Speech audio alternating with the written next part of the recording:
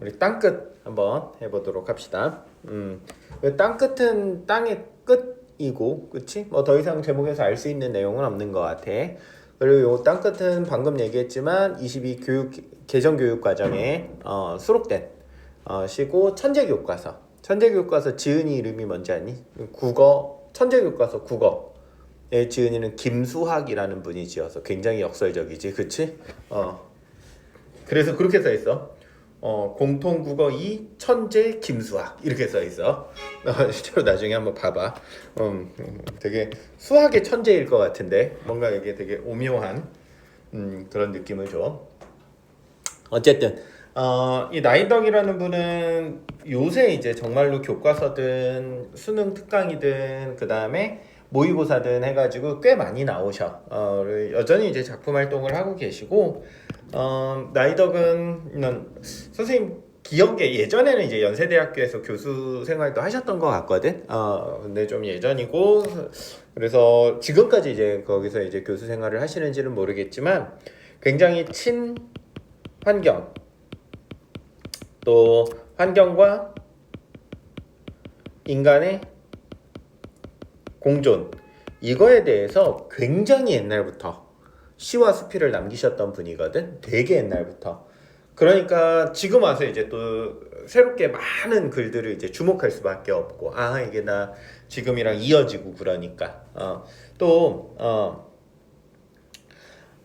이런 것뿐만 아니라 되게 그 모성, 이런 것들도 좀 이제 글에 되게 많이 묻어나게 활용을 하셨다. 이고, 너희가 많이 만나볼 수 있는 거는 뭐 시나 수필 같은 것들을 많이 작품 활동을 하셨어. 그래서 시, 뭐 수필 이런 것들 많이 보게 될 거야. 그래서 나이덕 작가라고 해서 많이 만나게 되는 것들은 뭐 산속에서 이런 것도 이제 교과서에 이번에는 수록이 새로 되었었고, 뭐 귀뚜라미라든지 뭐 이런 것들도 수록이 되어 있어. 여성 작가이시고 그 정도만 알아도 괜찮을 것 같아. 자, 우리 땅끝 이제 한번 해석을 해보자. 시 해석을 할 때는 항상 선생님이랑 이제 문학 수업을 한 명도 안 들은 것 같아. 2학년 1학기 때. 그래서 문학 수업을 할 때는 이제 시를 어떻게 해석해야 되는지를 알려주는데, 또 하필 그 문학 수업 같이 들은 친구 하나는 또 안 왔네 오늘. 그 시 같은 경우에는 한 번에 읽어서 내용을 알아내기는 굉장히 어려워. 그래서 문제를 풀 때 실제로 시를 읽느라고 시간이 많이 걸리지는 않아. 그렇잖아. 짧잖아. 짧고 단순하고 글자 수도 적고. 근데 시가 어려운 이유는 그냥 한 번 읽고 풀려고 하기 때문에 보통 어렵거든. 그래서 첫 번째는 시를, 고전 시가도 마찬가지야. 좀 처음 읽으면서는 내용을 파악하려고 노력을 해보고, 그 다음에 이제 두 번째, 세 번째, 네 번째 읽으면서 이 내용을 효과적으로 전달하기 위해서 어떤 방법과 단어들을 활용했는지, 다시 말해서 표현 방법, 그 다음에 단어의 선택, 이런 것들을 한번 우리가 고민해 보는 거야. 이 연습을 꾸준히 해야 문학에서의 그 성적이 올라. 실제로. 알겠지?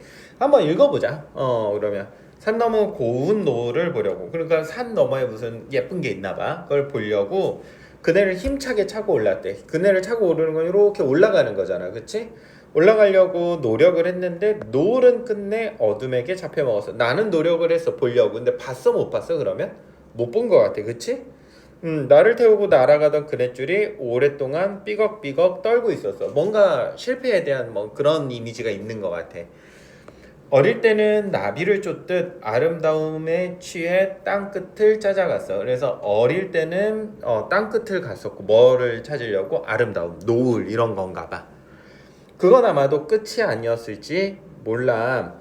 그러나 살면서 몇 번은 또 땅끝에 서게도 돼. 그래서 살다 보니까 막바지에 이제 더 이상 어디로 갈 수 없는 곳에 이제 이르르기도 하고, 파도가 끊임없이 땅을 먹어 들어오는 막바지에서, 끝에서 이렇게 뒷걸음질 치면서 말이야. 그쪽으로는 못 가고 이제 더 갈 수는 없으니까 뒷걸음질 칠 수밖에 없어. 살기 위해서는 이제 뒷걸음질만이 허락된 거야. 어쩔 수 없어. 바다로 빠질 수는 없으니까. 파도가 아가리를 쳐들고 달려드는 곳 찾아 나선 것도 아니었지만 끝내 발 디디며 서 있는 땅의 끝. 내가 서 있는 곳은 땅의 끝이야. 그런데 이상하기도 해. 이 위태로움, 더 이상 갈 곳이 없어. 속에 아름다움이 스며 있다는 것이 땅 끝은 늘 젖어 있어. 파도가 치니까. 그 바닷가 가면 파도 치니까 모래사장이 그 끝에 쪽은 젖어 있잖아. 안쪽은 좀 메말라 있어도. 그걸 보려고 또 여기를 다시 올 것만 같아. 요런 시야. 어느 정도 이제 내용은 조금 어느 정도 느낌이 오지. 그러니까 이런 느낌만 일단 잡으면 돼. 알겠지? 그게 중요한 거야, 자꾸. 그럼 다시 한번 읽어보자고. 산 너머 고운 노을이라고 했으니까 이건 시각적이고, 우리 표현은 항상 빨간색, 내용은 파란색이야. 그래서 구별해서 한번 적어 보는 거야. 시각적이고. 그러면 이 고운 노을을 보려고 했으니까 내가 뭔가 바라는 무언가겠지. 그런 걸 뭐 어려운 말로 뭐 이상향이라고도 하고,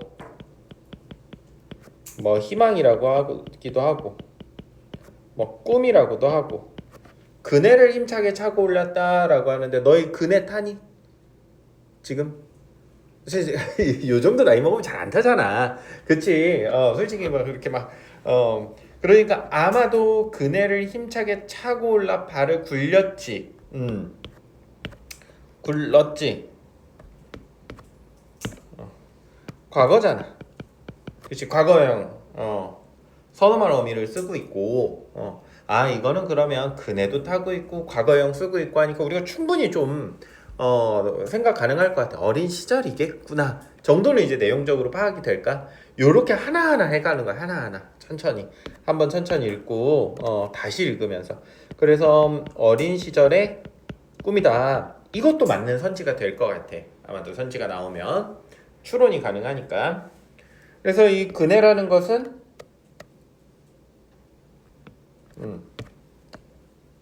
이상향으로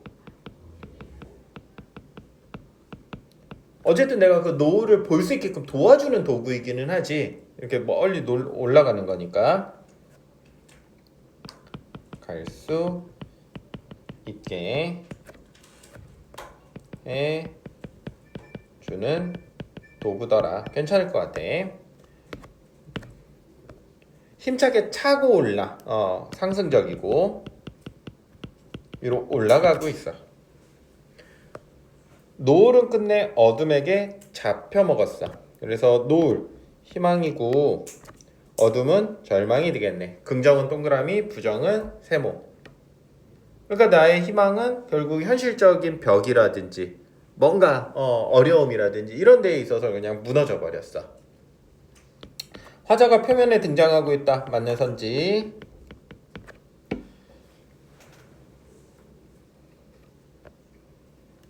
잡아먹혔지. 좌절 정도도 쓸까? 뭔가 이제 보고 싶었지만 보지 못했잖아. 닿지 못했어. 어쨌든 이상향이. 오랫동안 삐걱삐걱 음성상징어.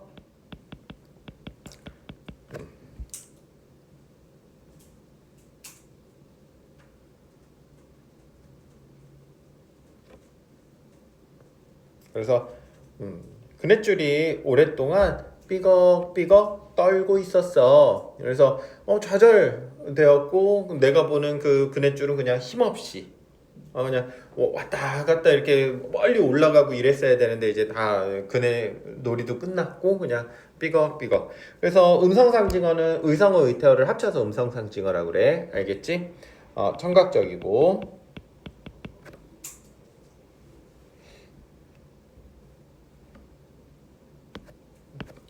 첫 번째,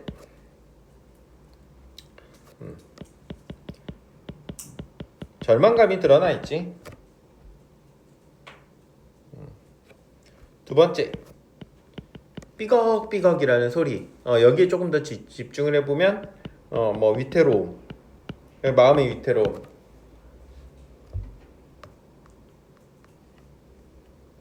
이런 것들을 통해서 우리가 또 이해할 수 있을 것 같아.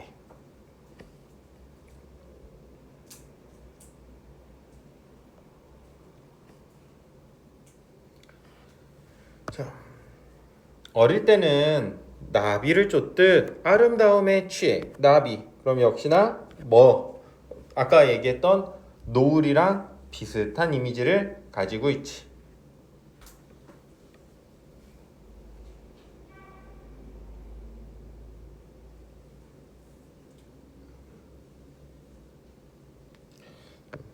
아름다움에 취해 땅끝까지 찾아갔대.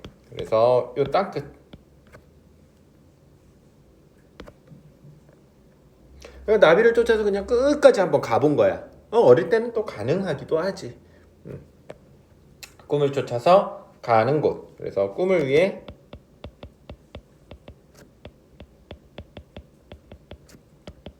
찾아간 공간이고, 또 요 공간적 특성이 있지.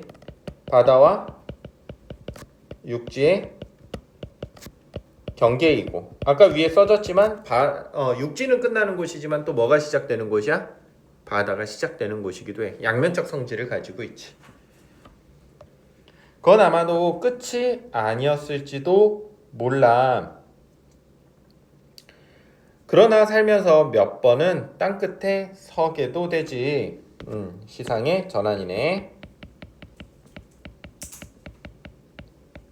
부사어를 사용한 거지. 접속 부사. 그러나 이 땅끝이라는 건 살다 보면 좀 위태로운 순간도 있고, 좀 나이 먹다 보면, 그치? 살면서 몇 번은 땅끝에 서게도 되지. 절망적인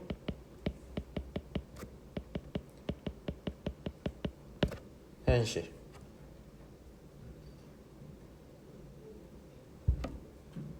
파도가 끊임없이 땅을 먹어오는 막바지에서, 그래서 파도, 내가 이제 쭉 가서 땅끝까지 갔어. 더 이상 갈 곳이 없어. 근데 파도가 자꾸 나 쪽으로 밀려 들어와. 그러니까 더 나는 뒤로 물러설 수밖에 없지. 그렇지? 그래서 나를 앞으로 못 가게 막는 것이 바로 이 파도네. 시량, 장애물.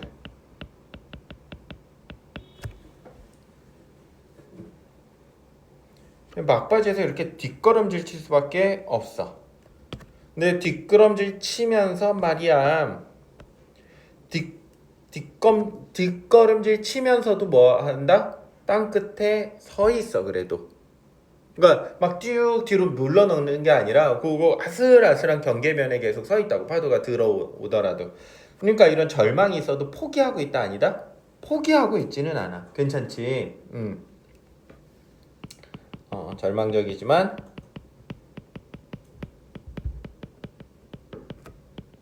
포기하지 않아. 살기 위해서는 이제 뒷걸음질만이 허락된 것이라고. 파도가 아가리를 쳐들고 달려드는 곳. 파도가 아가리를 쳐들었대. 파도가 마치 뭐 입이 있는 것처럼, 그래서 누구를 이렇게 잡아먹으려고 하는 것처럼, 이런 거를 활유법이라고 그래. 죽어있는 생물을 살아있는 것처럼 보이는 것, 죽어있는 것을, 생명이 없는 것을. 이게 의인법이 되려고 하면은 화류법은 그러니까 생명이 없는 걸 생명이 있는 것처럼 표현하는 것. 의인법은 사람이 아닌 것을 사람처럼 표현하는 거야. 달라. 알겠지? 이거는 뭐 아가리라고 했으니까 사람은 아니야. 사람 입 보고는 아가리라고 안 해.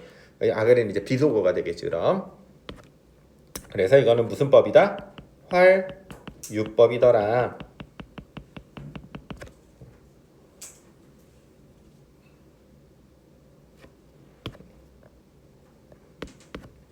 그래서 여기는 극한 상황이네. 너무 무서워, 파도가.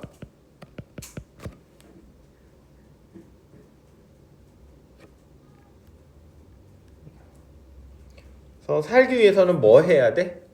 파도가 이렇게 막 몰려드니까 뒷걸음질 칠 수밖에 없어요. 거기에 휩쓸려 들어가지 않으려면. 그러니까 이게 아예 진짜 마지막 절망. 저 앞으로 넘어가면 정말 죽음밖에 없을 정도로 그 앞이 보이지 않아. 끝내 발 디디며.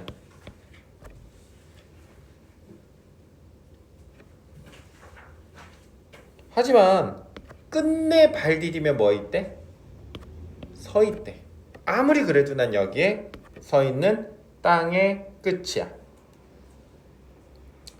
위기에 맞서는 자세이고. 시상의 전환이지. 그러니까 시상 전환이 지금 2번 나오는데 한 번은 위기에 처했지만 그래도 물러서지 않고, 이번에도 마찬가지지. 위기에 처했지만 물러서지도 않아. 이상하기도 하지.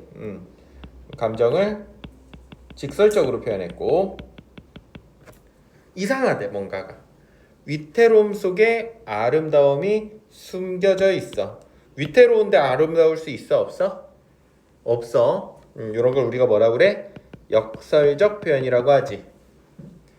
반어적 표현은 기본적으로 말은 돼. 알겠지? 말은 되는데 그 표현이 내심의 표현과 외부로 내뱉는 표현이 서로 반대일 경우, 요거를 우리가 반어라고 해. 그런데 역설이라는 건 애초에 앞뒤가 맞지 않아. 뭐 따뜻한 겨울 같은 것들, 뭐 추우면서 덥다, 뭐 이런 것들, 말이 되지 않잖아. 위태로움 속에 아름다움 이런 것도 없어. 아름다운 상처 이런 것도 역설이야. 상처가 아름다울 수는 없거든. 속에 아름다움이 스며 있다는 것이, 그러니까 내가 여기 이렇게 버티고 서 있는 것이 위태롭기는 해. 하지만 또 동시에 뭐해? 내가 이렇게 여전히 희망을 가지고 앞으로 나아가려고 하는 것. 혹은 여기서 내가 삶의 끝까지 다 왔지만 그거를 버티면서 삶을 이어가고 있는 것. 희망을 놓지 않는 것. 이런 것들이 또 아름다움이 되겠지. 괜찮니? 그래서 위태로움 속 삶의 아름다움을 발견했고,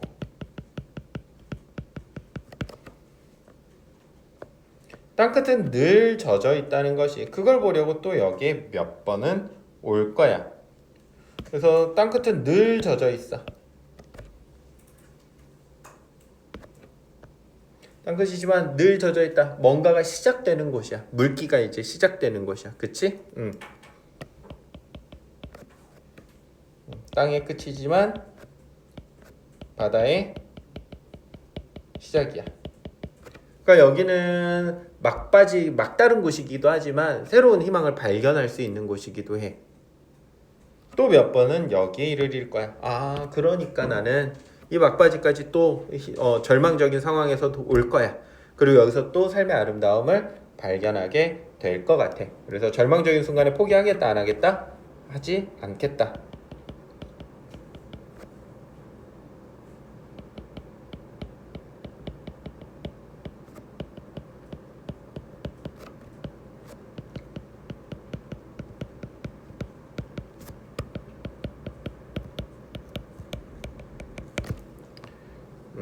뭐 의지적이다 이렇게 표현해도 괜찮을 것 같다.